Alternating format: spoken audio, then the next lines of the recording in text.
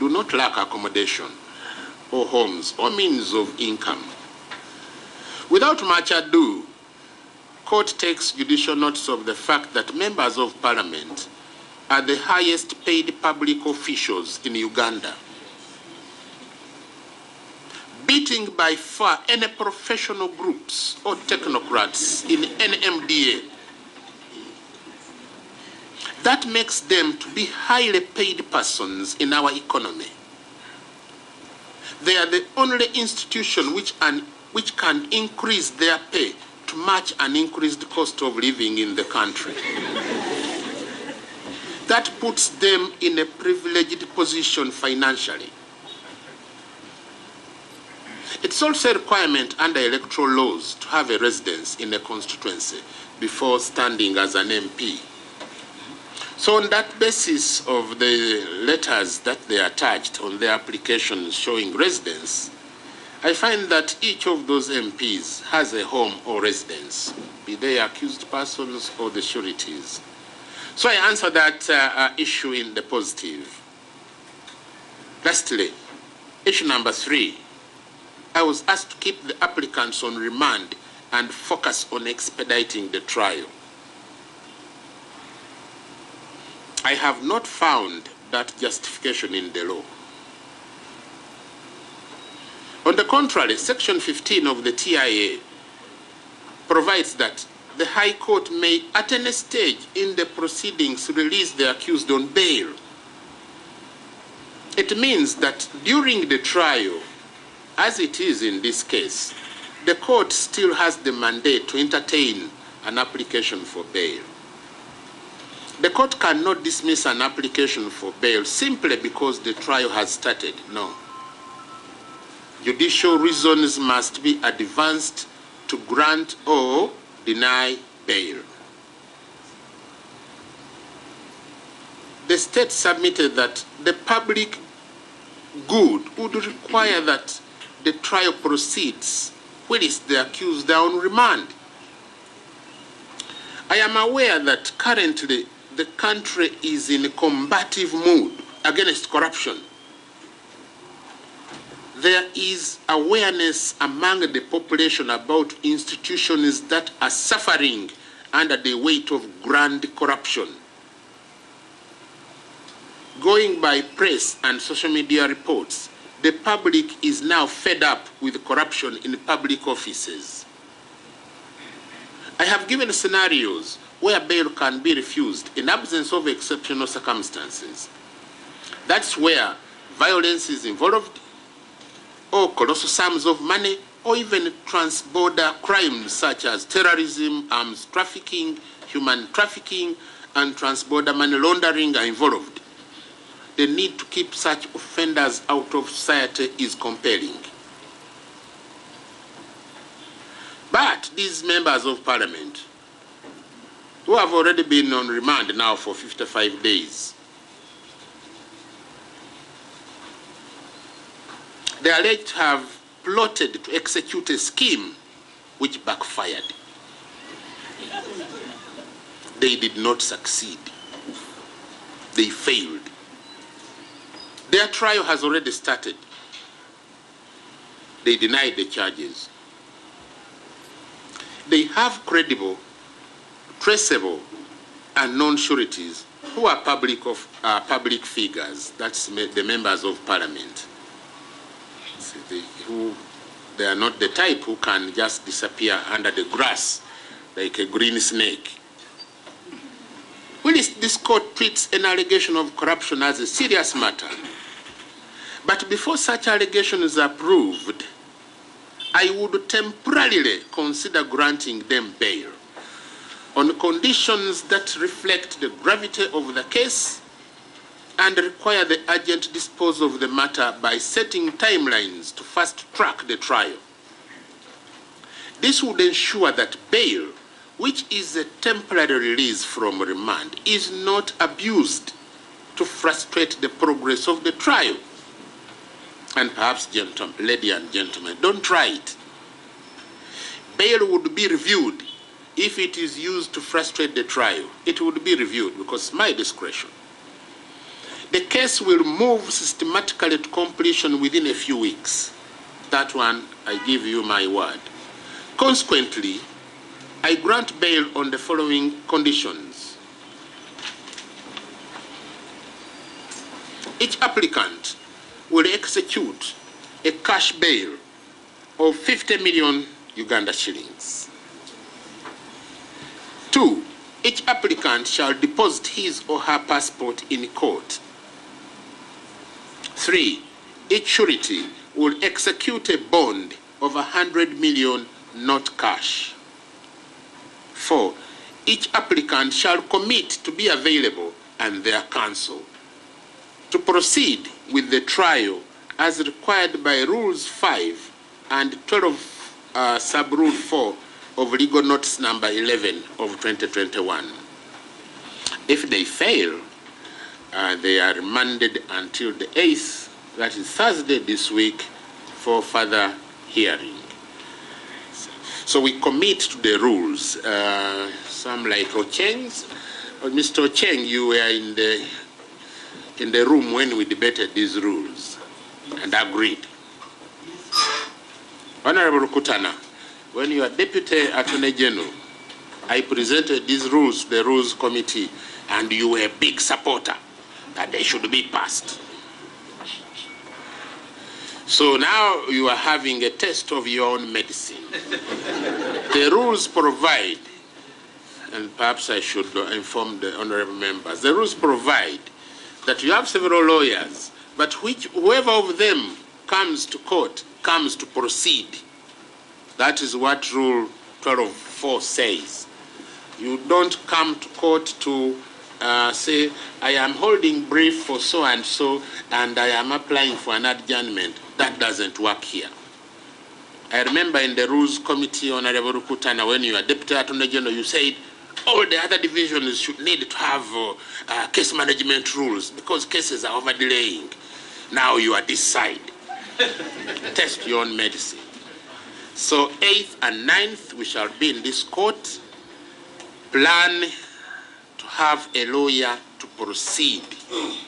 See, I got an impression from Mr. Laka that it takes many people to get involved in a case and so on. In this court, it takes the rules to have the case proceed. It doesn't take many people, you see. So you plan your time. If you are 4, one of you can come proceed, the other 2 can come and proceed, and so on and so forth. Yes, so if there is a derogation from that exercise of my discretion, then I shall not hesitate to review the terms for purposes of causing the temporary release to lapse so that I can have you in one place where I can conveniently try the case and finish it. My expectation is 31st October, I should be through with this case by way of judgment, okay? Yes, you will not get that promise except from this court. So that gives you some planning on how we are going to manage the whole process. So Most obliged, my lord. That is what I can do for now. So you are moving on a thin line, gentlemen, to ensure that things progresses quickly and everything is set. So you'll get a copy of the ruling from my clerk here in the next perhaps 5 minutes. See you on Thursday.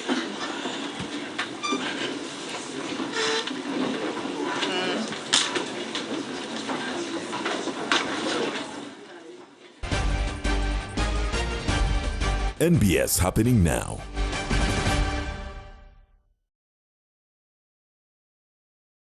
Over 9 million. Well, a very good morning. It's a Monday, and welcome to this episode of the topical discussion.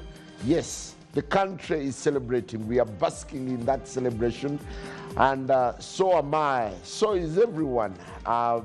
We are in the spotlight as a country, having clinched gold at the Olympics, thanks to our own Joshua Cheptegei.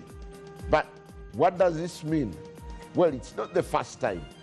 10,000 meters has brought us quite a number of medals.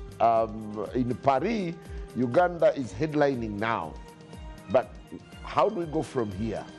And what kind of sober discussion can we have about the state of sports in the country?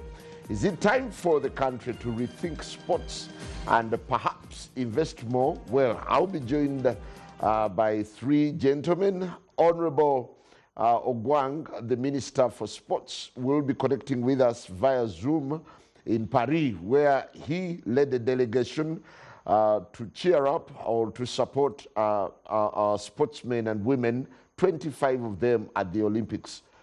I'll be joined by Hamza Junju, the Executive Director of Futsal, former CEO of Express, together with Moses Muhanji, the President of Uganda Boxing Federation, to make sense of this gold and what it means to the country. I'll start with you, Moses. A very good morning and nice to have you. Yeah, good morning. I'm happy to be here, and I hope we shall have a good discussion. Mr. Junju, what a pleasure hosting you, and a very good morning. Good morning, Kurunjala.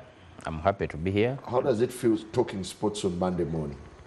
Well, this is a step towards making sport a priority in the country, because what we see other continents or countries doing is sport is on top of the radar, serving other sectors. How do we make sense of Cheptegei's gold? It is two-way. One, socially it comes with joy and happiness. Great Cheptegei, and of course the country for having won this medal. But when you say how significant it is, that's the debate you're going to have, I guess, because when you say we have 25 participants in the Olympics, countries like USA have over 600 athletes. Australia over 500 athletes. Uganda has 25. So that shows you the gap, first of all. But you can't talk about Olympics by us discussing the sports that has made Uganda excel at the Olympics. And since the Olympics began about 1902, it's been two sports that have won medals at the Olympics. It's been athletics and boxing. So far now we have a tally of about 12 medals, including Cheptegei's. This medal is the one is just one. And out of the 12, boxing has 4 medals, and athletics has 8. So what does that tell you? That all the other sports that we have in the country, about 51 of them, whereby you have 33 that are Olympic sports, our niche sports have been boxing and athletics. So now the question comes in, what effort has been put towards the development of these sports in the country? Right now you're talking about a sport like boxing, that as we speak, even with this history at the Olympic level, we don't have a training center in the country for boxing. There's no national gym. You understand? So if you have no national gym to train athletes, how do you expect to qualify for the Olympic Games? You have no head coach, right? You don't have anyone technical to that level. Because all the other coaches we have in the country are all voluntary people doing voluntary service. So our intentions, our priorities as a country, now they start being questioned. Do we want to be in the Olympics? How are we going to be there? I'll give you an example. Look at boxing in terms of schools, grassroots development. This sport has been disbanded from schools for the last 30 years. So all the boxers we are dealing with are from the ghettos of Kamwocha, Waise. By the time someone is 18 years in Kamwocha, he has a family. He has a wife and kids. So he cannot concentrate to participate, qualify, and give Uganda the results. The times we are winning, the times of John Beast Mugabe, times of Godfrey Nyakana, Justin Juko, these are all students from Koloha. You know all these people. But since then, since we were pushed out of schools, 30 years now down the road. As someone technically competent or technically versed with what happens in the background, did Uganda really brace itself for this victory? Or it came naturally? You see, I was telling you before you got on the air that there's a time when Kololo and President Hussein was flagging us off to go to some competition, and himself, he was like, I'm no longer excited about the Cheptegei medals. Because where he comes from, because of that advantage of high altitude and all sorts of things, he's like, I'm wondering why other countries haven't come out to complain. Because people in that region, Kenya, Ethiopia, and Uganda, we have that natural advantage. So if there's any effort, it's not that much that he has to probably put in as a person or as a country to be able to collect these medals. Actually, me, I would think largely it's his individual effort, not so much to do with the investment of the country. Because look at Tegate, for example, where he's been training from. It's been developed not more than 2-3 years ago. Yet Cheptegei has been doing all these things way back. So you realize that the input is not that much. It's more to do with him as a person. Self-made. And that is why there are not so many of his. We have so many races in athletics, 100 meters, 400 meters. How come we don't get people winning at that level if we are putting in deliberate effort? That's why sometimes you might easily get misled by this assumed success that you think there's a deliberate development of the sector. There's nothing. So that's the same thing that happens in boxing. We still collect medals in the African Games, in the East African Games, and someone could easily think that you have a deliberate plan for developing the sports sector. Well, Yet actually there's not much to be counted. Wouldn't it be foolhardy to say that there isn't so much investment in sports? Yet, in the most recent budget, I'll give you the case of FUFA. They got 17 billion. Is it time for us to think on the options or the priorities, how we set our priorities as a nation? I think President Mwanja has clearly said it. We are seeing some money coming into sport. The question should be, is it enough? Because the overall budget for sport is in 40-something Right now billions. it's 1.5 trillion. Yes. Yes, 1.5 trillion. Yes. It's financial. Yeah. But we need to see more coming in, and strategically. Because what is the role of government in developing sport? But for starters, Yes. 1.4 million is not peanut. 1.4 trillion. It is. Trillion rather. 1.5 trillion. He knows the impact But of if I sport. say, It's not Simon, much. No. Just a second. It's not much. No, you see, Simon, for me, my It's issue, not much. You see, we need more money in the sector. Yes. You understand? But even the issue that has come through, how it's being utilized, how it's appropriated, is one of the biggest challenges we have in the sector. Because I'll give you an example. You want boxing to be in the Olympics, right? Given its history. And out of 1.5 trillion budget for this financial year, boxing is allocated 260 million shillings. Okay. For the Do you have a clue? Just a second, Moses. Do you have a clue on how much Olympics fetched in the budget, for instance? I may not have the exact Well, figures, about 9 billion. but normally NCS, in partnership with UOC, have a budget for these athletes, especially the ones that qualify, because government comes in to make sure they have the necessities around. A little bit of training facilitation, traveling, accommodation, all that is catered for, because Olympic is a scheduled event known to everyone. So normally they work with federations and UOC to make sure that it is a success. But if we go back to sport in the country in general, we need to understand who does what to bring the success we see. Now, if we go, you were discussing Cheptegei, and this is the line sport should take. One, the Europeans, I may say that have made Cheptegei the best in the world, because there are two things in sport, especially on a player. Talent is talent. Talent is naturally given. But what you do on the talent helps a lot to bring the success. If you look at the people surrounding Cheptegei as a person, these are majorly Europeans, specialists in sport and science. And they have made him what he is because they saw the talent in him. They have trained him, they brand him. You find that he needs whatever it takes. He's an individual brand. Yes, it's sport. That's how sport works. We need to see the best talent and make it a brand. That's when it serves the purpose to benefit all. And in the long run, we see, because he's surrounded by people from Netherlands and Italy, he has grown into an international brand, bringing in a lot of money that benefits the country, that benefits those very Europeans, and later impacting on the society at home and Uganda in general. So now we need to understand, what is the journey? Do we have the talent in the country? Yes. What next? We need to develop the talent to beat the international level. And that's now where we need everyone's role. Where does it start? We need to discuss our sports culture.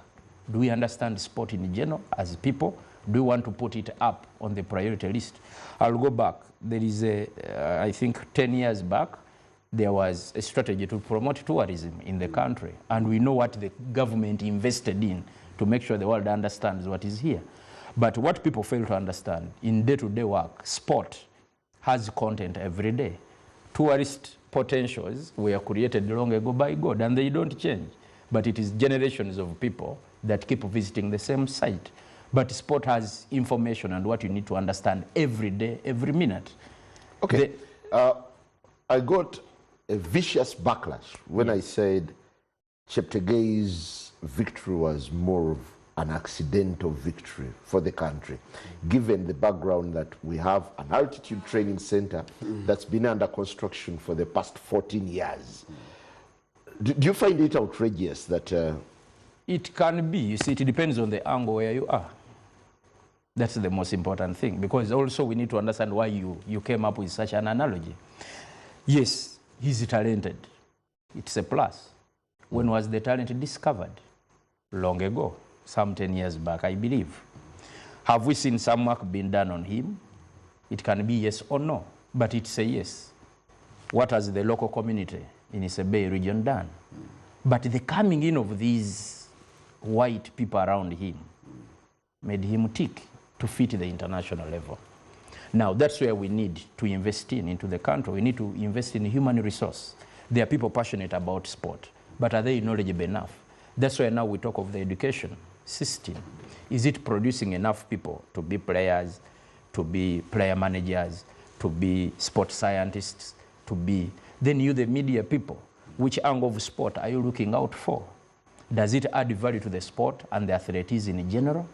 So that, because you are our face to the funders, to the investors. Well, you're keeping tabs of everything happening at the Olympics. Yeah. We are shining well in 10,000 meters, long distance. Where else are we doing well? Where else are we faltering? Yes, I mean, it's just 10,000 meters, like you said. Maybe I also think maybe 5,000 meters we will try to do something, because there we have an advantage. Like I told you earlier, because of high altitude, we are able to keep oxygen longer than any other normal person. So the longer races will always have an advantage into them. Now, the shorter races, there's always going to be a challenge. That's the high altitude training center in Kapchorwa. Yes, but you see, you can talk about sports development, sports performance, minus talking about resources. You see, you need resources, Kagwanjala, for you to be able to develop athletes, identify them, nurture them, train them, make sure they are ready for participation. Now, I've just told you, out of a budget of 1.5 trillion, you'll find a sport like boxing having only 260 million for the whole finance share. 260 million? Yes, you get 260 million shillings, the whole entire finance share. But you see, look at this, a football coach, Uganda Cranes coach, he earns per month more than $20,000 per month.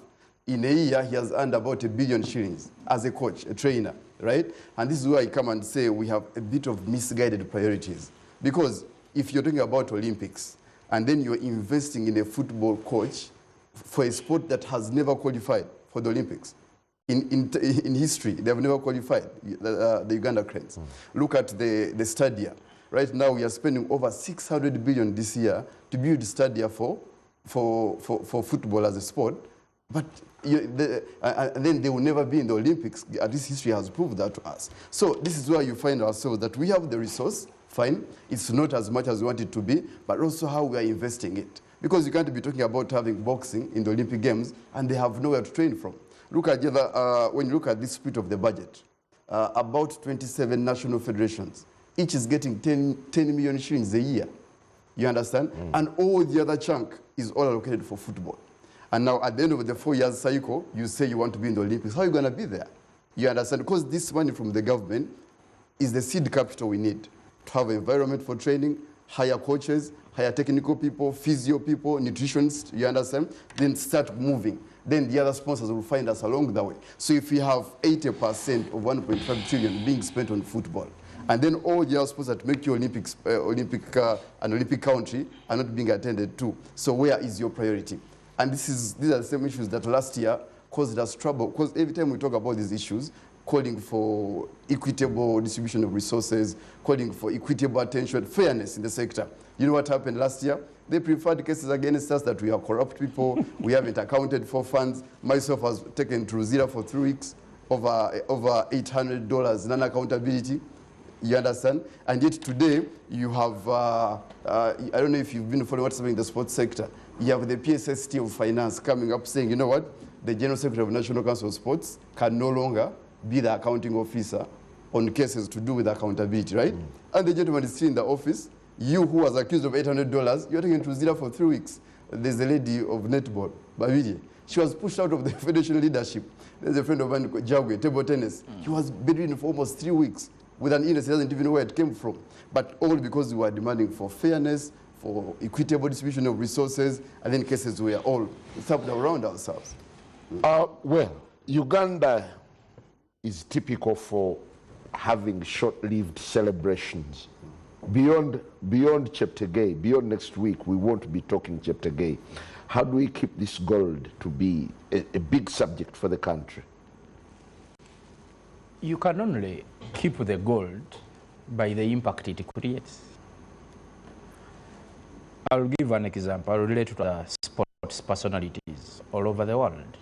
When they hit success, the impact they do at home matters. Now, he has won the gold. He has been a star for all that year, almost a decade. On a good note socially, he has invested at home.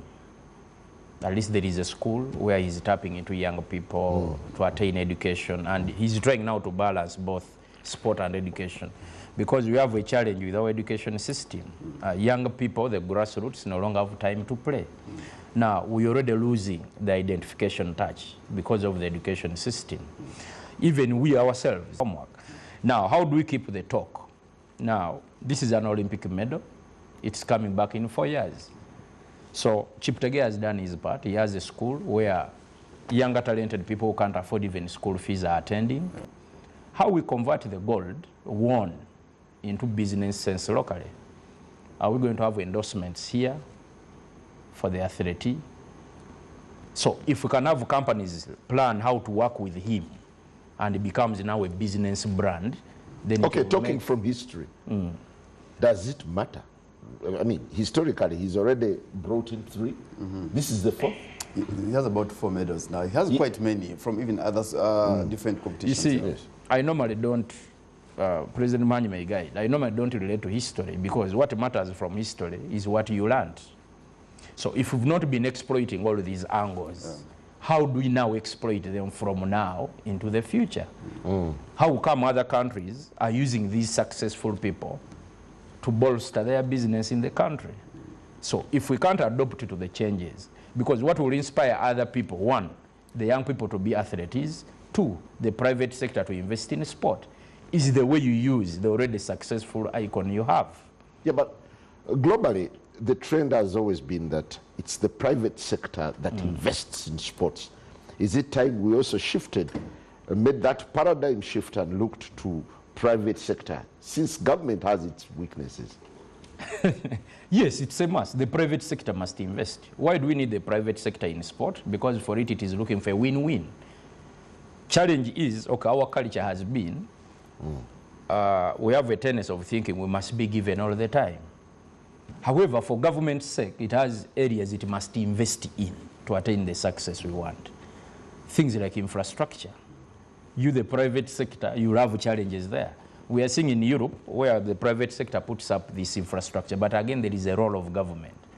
We've seen it here as per the industrialization strategy, where government provides land and at times even money for someone to put up an industry. So it is the same thing. However much we are calling on the private sector to invest in, to bring the business organization into sport, but again, we should not forget that government has a core element, especially in human resource development, infrastructure development. Those are areas government has a hand, because government commands education. Education and sport move hand in hand. Government has a command in health. Health and sport move hand in hand. You belong to the Uganda Boxing Federation. Yeah. But I guess you know the bit into what happens in the Uganda Olympics Committee. Yeah. Do you think this is a body that is very intentional on promoting Olympics, or they have their hands tied? No, the Olympic Committee, of course, they are not tied. They are doing everything they can, because for them, their role is basically intermediary, helping us into registrations into the Olympic Games, participations, our well-being in the competitions, villages, and all sorts of things. But the people that have the bigger role to play here is the government, the National Council of Sports, because they bring in the government fund support. You understand? They bring in the environment that we need to succeed.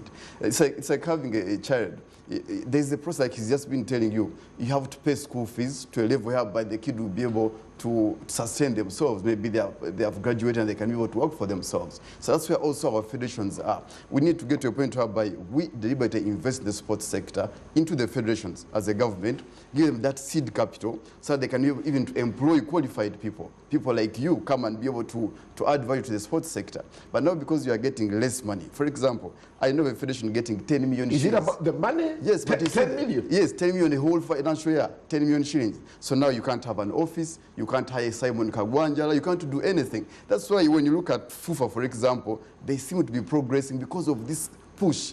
Every 30 days they have 1 billion shillings. Every 30 days. So with 1 billion for you to qualify, how can we support you? Do these conversations ever happen? They never happened. I'm president of boxing. I've never sat in that kind of a meeting. Lucky enough, I've been here for 2 now Olympic cycles, 2020, Japan, and now this Olympic cycle.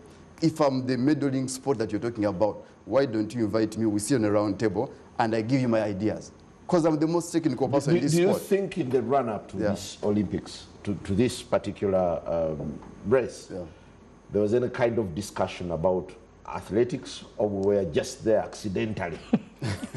I'm telling you, there's no single meeting that I was invited in to discuss on how we can prepare to qualify for Olympics, how we should participate, and how we should exit the Olympics. That never happened. But I'm the medaling sport. Only 2 sports have won medals in the Olympic Games. So if boxing is not there, then who is there? Do you think, or do you imagine that Cheptegei's Gold is setting a new stage for a conversation on sports in the country? It's a must. You see, Is it? Ideally, Okay. it should be. But ideally it should be, but we must be able to push for this. I'll start with you. Why did you decide to have a sports talk show this morning? on Monday? Meaning it is setting a new trend. And it's us to push for all of this. Can we have sport discussed? Because we saw all Ugandans jumping and celebrating. Why do you think they were celebrating? Because they want it. So, as he says it, whatever has been missing, we must make sure we keep getting better and better. But is our problem money or governance? Governance comes first, because governance handles the money part of it. So can we have governance sorted so that the resources are well utilized for the purpose? Can we have governance becoming better so that grassroots development comes out well? Can we have governance do better so that we set standards where we think we should be? Okay. Besides Cheptegei, do we attribute this victory to anyone? Normally, he has been into sport. However much challenges come in, at one time, as per the situation, certain people come in and play certain role. However, What's the role of the federations, for instance, in Cheptegei's case? the role of the federation, one, the federation will get the programs clearly to the athlete, because IOC will communicate to UOC, UOC will get to the federation.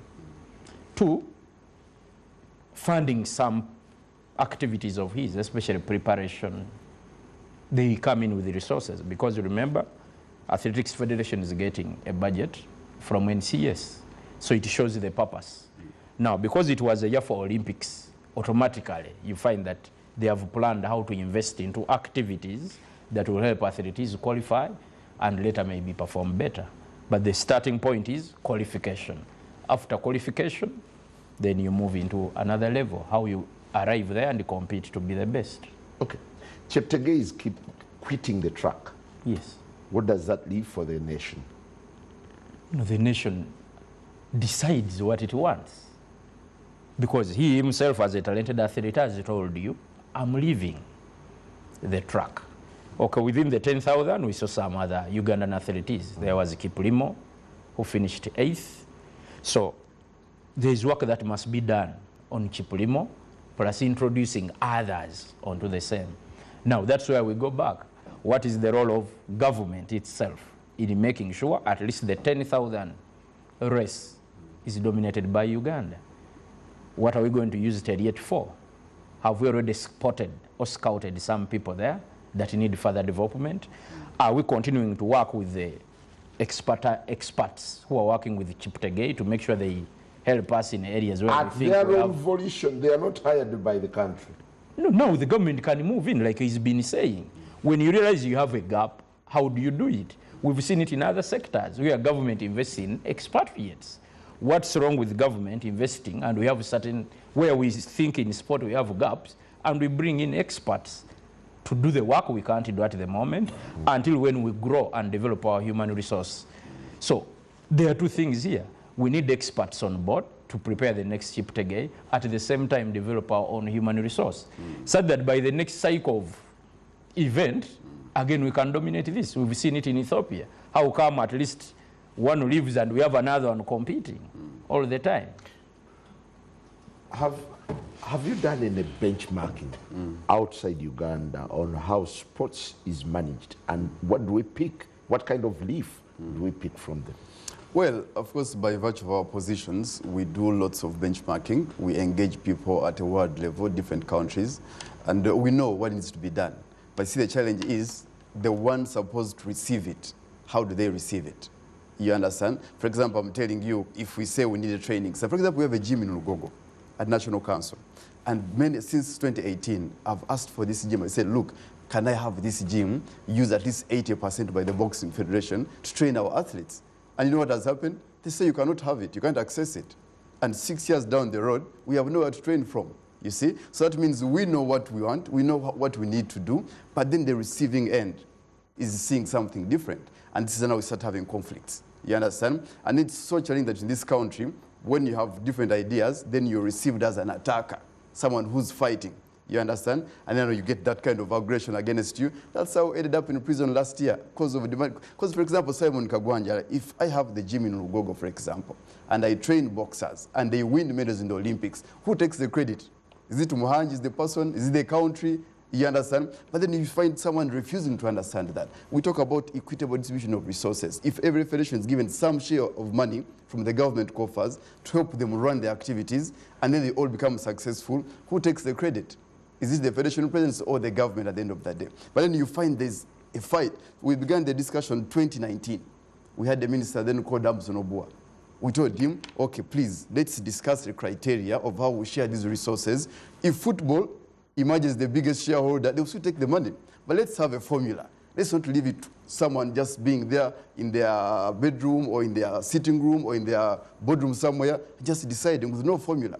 Until today, there's no formula, Kagwanja. That's why you're going to have soccer getting for 17 billion a year and kabaddi getting 10 million shillings. So that kind of skewed distribution. How much is boxing getting? 260 million shillings, right? Now that means if you take it at a monthly level, that's about 10 million shillings a month. So what can I do with 10 million shillings? So how do you invest it? Because you're now involved in governance of the federation. Yeah. How do you invest and the 200? This is why you're going to find us struggling, right? Struggling in terms of what kind of stuff you're going to have, what kind of technical you're going to have, what kind of security you're going to have, and that makes your movement slow because you can't move the way you should be moving. And that's why I'm telling you, you have misguided priorities. Because if you're giving football 1 billion shillings in every 30 days, and you know they will never go past the group of 16 in AFCON, at least history has told you that. They will never be in the World Cup, history has told you that. They will never be in the Olympics. We're always gambling on but you're giving just them, in case. But you're giving them 1 billion every 30 days. So where is your priority? You're paying their coach almost 80 million shillings every month, more than a federation is getting. You understand? Now you're building stadia for them worth about 600 billion. And then you ask yourself, at the end of the day, what do we get in return? Are we qualifying for the World Cup? Yes or no? Are we qualifying for AFCON? Yes or no? What is it you're looking for? You understand? And then you forget that all the other sports disciplines, they have Ugandans in there, youth, right, who have no jobs, who are looking for a future in sports. Well, we need to take a very short break, but the big question remains, how much inspiration should the country draw from Cheptegei's victory? And is it time for the country to look at how to harness more golds? That and much more after the break.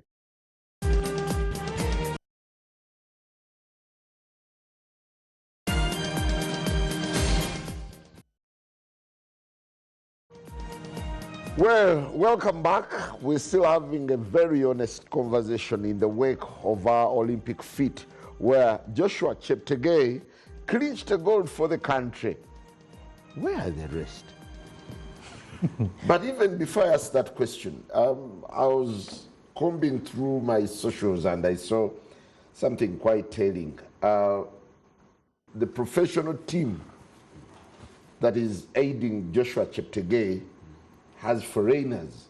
The coach is Ande Rita, a Dutch. Manager Jurie van der Velden, a Dutch. The agent is Gianni De Madonna, an Italian. Sponsorship, Global Sports Communication, a Dutch company.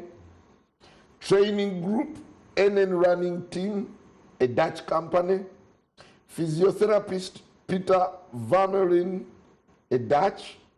Mental performance, Steven Rieken, a Dutch. Nutritionist, Rennie Cracks, a Dutch. Is this Uganda's victory? Yes. Socially, it is Uganda. You see, Technically. that's where now, and that is the discussion point, my point of view. Do we have the talent? Yes, we do. Have we harnessed it? Because all of those people have come because they have seen something unique. They have their own interests. Yes. They must have Maybe their it is government that pays them. That is okay. Uganda Athletics Federation can avail that, or Cheptegei's team will confirm with that. But what we need to understand, if you look at that list, how many sub-sectors are performing on one individual? We're having a nutritionist, and we have a course here in nutrition at Makerere. We're having mental person, we have psychologists here. And that is now the power of sport.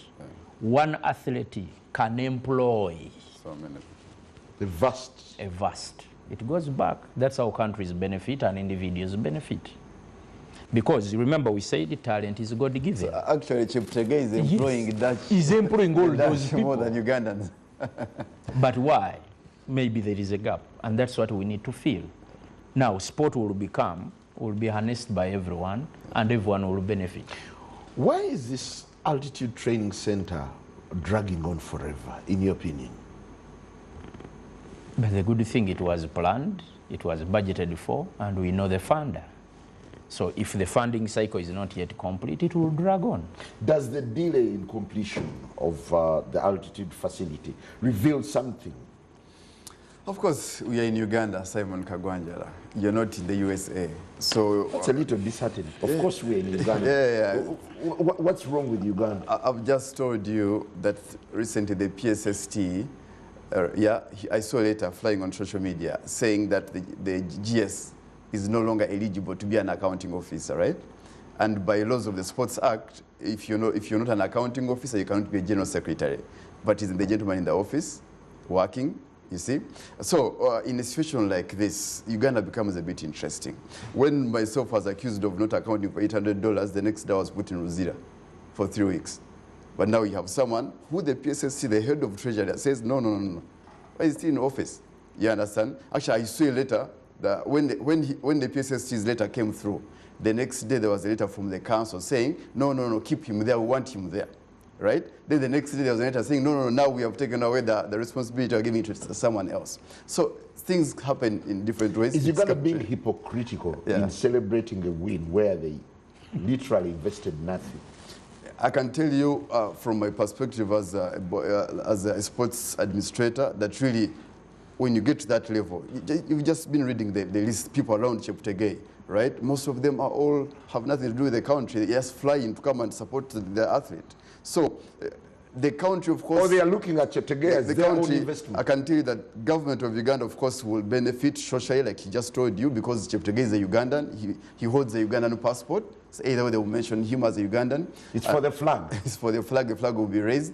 And of course, sometimes you've seen the president come in, give him tokens of appreciation here and there, right? But that's just one Cheptegei, right? The population of Uganda right now, 50% are all young people below 17 years of age. So what happens to the rest of the other young people who are not able to become as big as Cheptegei has become?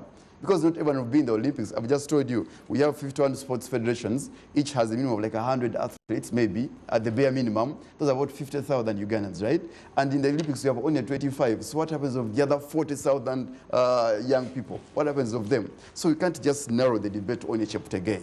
We need to be able to expound how the much conversation. recognition should be given to other Olympians, Yeah. Ugandan, who have participated, Yeah. but they're getting no mention? Yeah. That to me sounds a bit heartbreaking. Most times they get an allowance, participation allowance from the government. The per diem when they go to participate, and maybe a dinner also will happen. But then once that is done, once the celebrations are done, and that's it, nothing goes on. I told you we were in Commonwealth Games, I think 2018, plus also Tokyo, anyway, last Tokyo Games, I had 3 boxers who had qualified. But after they come back, pictures are taken, and that's it. No one knows where they are right now. No one follows up, right? And then when the federation comes and says, let's have a program how we can follow up with these people. Because, for example, I had a girl, Catherine Nanzi, first Ugandan female boxer to qualify for Olympics. After the Olympics, there's a disconnect, right? And now you can't follow up, you can't give her the basics. She had photo ops? That was dinner, it. And that was it. Yeah. Since that time, no one knows where she is. And because the federation is incapacitated, we cannot follow up. That's why we keep on demanding for this kind of capabilities. Yes, you understand? Because now, if we had followed up with Catherine, with Shadil Musa, with Semuju David, with resources, with programming, with nurturing, with guidance, by now we would have other Olympians. Because they were able to qualify in 2020. Okay. The question should be, why have they not qualified now?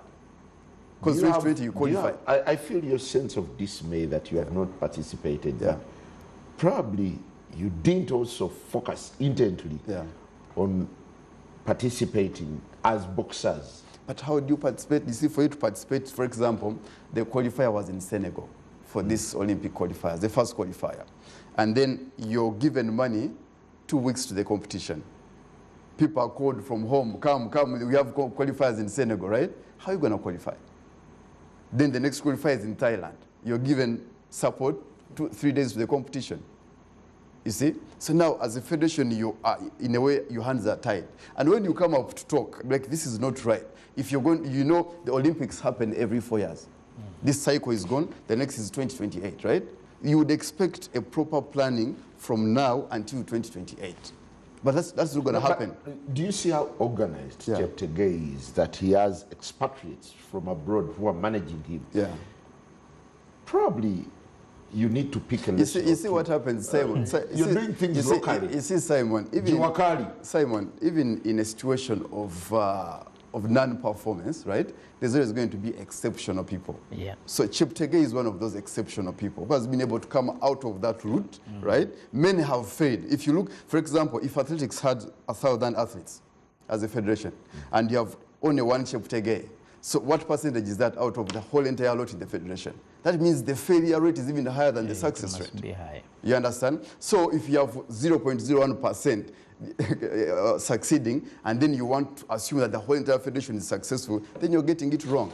Going forward, how does the country refocus the conversation around what brings us gold? Okay, I'll try to change the narrative. To bring the gold, you must start down. But as I said, the sport is funny. To get one Cheptegei, there must be thousands that have failed and pushed him, because he's going at the international stage where every country you see is preparing 1,000 athletes. But all of them are looking for that one person. Now, that one person normally comes once in a while, one in a decade. But we should not lose the discussion. The discussion should be, we have young ones who are naturally sporting in nature. Professionally, I may be a teacher. How come when I took the course that I will be a teacher, I was not thinking of performing abroad? Now, we need to look at sport in 2 ways. How do we make an athlete or a sports player locally successful?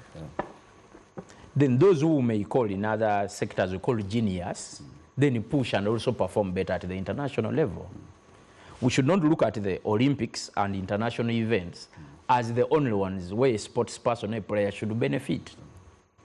How do we make sure these players, the boxers playing in the local league, the footballers playing in the local league, are really earning from the sport, because it is the local market to employ many.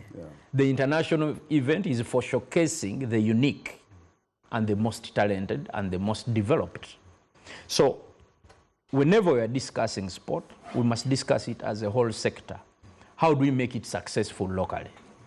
After being successful locally, then we think of the international. Yeah, but event. don't you think the spectacle of Cheptegei's win could blind us and make us believe And that's what we are that we are saying. indeed up there? That's what he was saying. To the common Ugandan, we are there. Yeah. Good. To the common Ugandan, We are made to believe that we are there. we are there. We got gold. Yes. And he's happy. He's posting every day. Yeah. To you, the leaders, to us, passionate about sport in the country, what next? Yeah. He has highlighted some areas. Can we have open discussions now to make it better? And looking at both parameters, that is the local parameter and the international parameter. Actually, for me, Simon, I will tell you, I would focus so much on the local parameter. Because the local parameter is what makes the Yes, industry vibrant. It's what is going to help us stop depending on government funding. Yes. You understand? It's what's going to make us employ so many people. You see, Olympics should be a stage of just showing off. Showcasing what you Showing have. off. We are the best. Yes. And that's why you see countries like the USA, they'll bring 600 athletes. Yes. Because they are coming to show. They have already everything set. They have facilities, they have training grounds, they have physio people, they have everybody. So in the Uganda country. had a dismal display. Yes. Because even you had to wait for a number of days. And all of you are asking one question. When is Cheptegei? Competing. But now just look at the American setting. Every day they're on Every day. TV. Yeah. You choose a particular sport. You as a person, you follow. Because you know in each sport, you have a participant. And who is ready to win. So we must look at sport, helping it locally first. Then the extreme talented boys and girls will automatically win at the international level. Okay. Then to his submission, again, we need an honest discussion on the comparative advantages too, and understand the benefit each sport brings to the country and the Ugandans. That's what we call now prioritizing. That in line with the Olympics, which sport do we prioritize? In line to this event, what do we do? You've marketed in sport. line for mass. Yes. You've marketed sports. How would you market Cheptegei's gold for the country to really benefit beyond the glamour and the cheers? Okay. Cheptegei is already a signal. Like he said, you see, I normally tell people the story of creation, and I normally see you were a religious person. God intentionally created us differently so that we synergize. What has evolved in sport, the starting point is to find a gifted person. The next level, after commercialization coming into sport, now we talk development. In the past, it was all about nurture. He's a talented Gandhi play. No, but I think the point we should be raising is, you see, there's growth and there's development. Yes. You understand, Mr. Kagwa? When we win a medal, like now we have gotten a gold medal, we seem like we have developed in terms of that direction, winning a medal.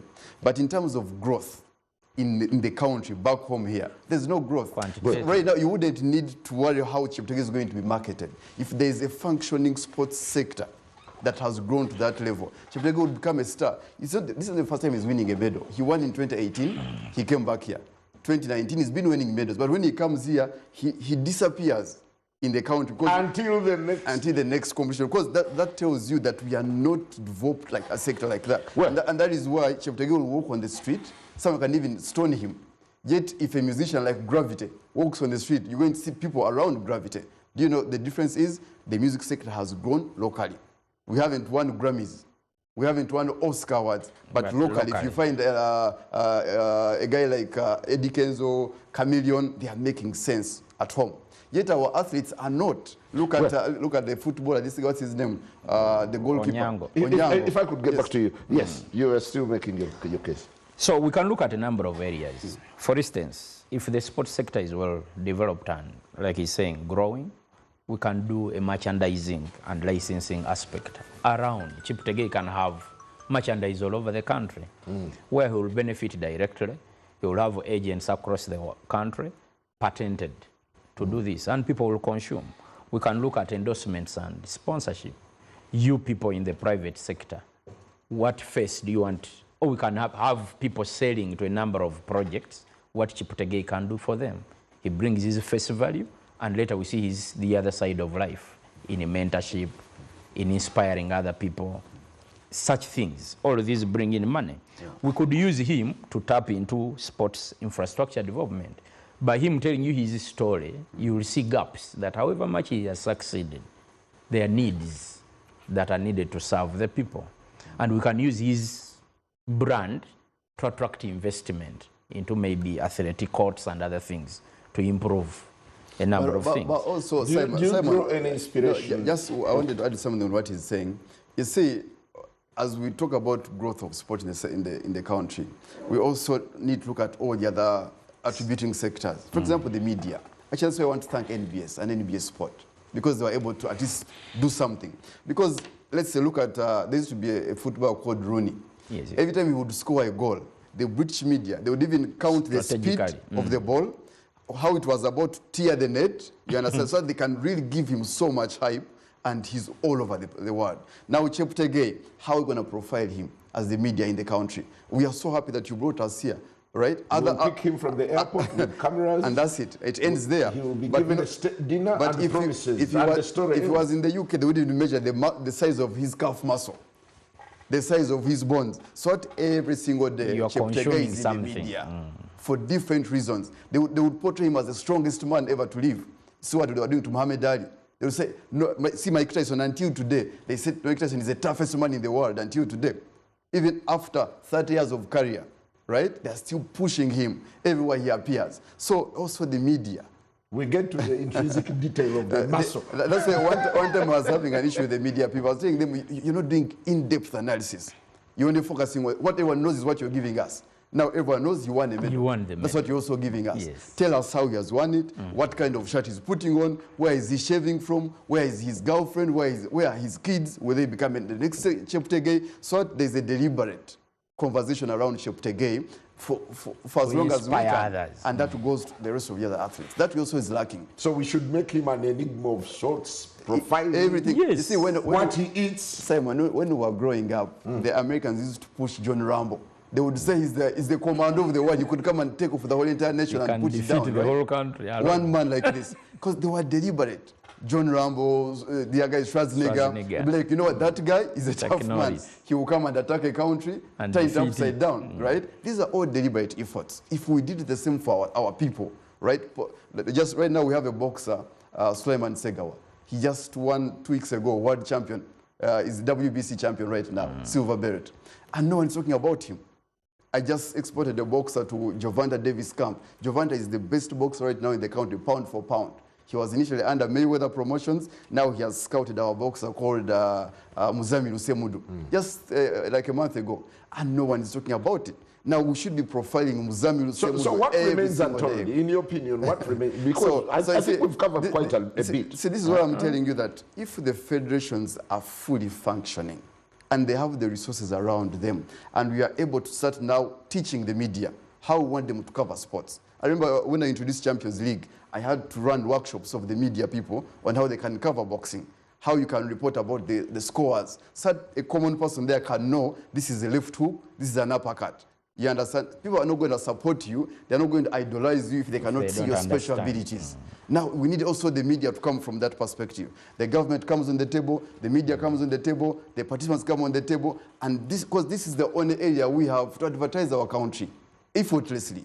You understand? And if we grow this sector, then it can benefit the rest of the country, because people will sell merchandise, we'll have manufacturers here selling products, we'll have all sorts of things. People will be traveling, people, he's talking about nutritionists, physio, all these people will benefit. So the future, I know you've been traveling. When you go to European countries right now, civil employment is fighting with technology. And civil employment is losing out. Airports that were run by 100 people, now you have few people. You can check yourself in without even looking at somebody. Go to the banks, they have lost out on employment. What does that tell you? The only viable sector to stay alive is sports. Because we always want to see someone run, someone box, right? So which means if as a government, we started focusing on sports development, So that by the time technology has wiped out all their civil employments, you're able to stay alive. But now Cheptegei is off. We can make so many others. It's a little too late. But well, we can continue this conversation. Yeah. We've actually been challenged as the media. We need to go in-depth, more in-depth, into what I would call, without apology, an accidental victory. This man is self-made. Let's stop the hypocrisy and get to work. Let's get into the boardrooms and start strategizing for Simon, if we were making athletes, we would have made 100-meter runners, winners. If we were making athletes, we would have made 400-meter runners, right? So that justifies your claim, your assertion, that actually this guy could be self-made. That brings us to the end of this conversation here, but we can continue it online. On all our socials, on our Twitter platforms and Facebook. Be part, or even on Afro Mobile, the conversation continues. For now, I can say have a lovely week and cheers.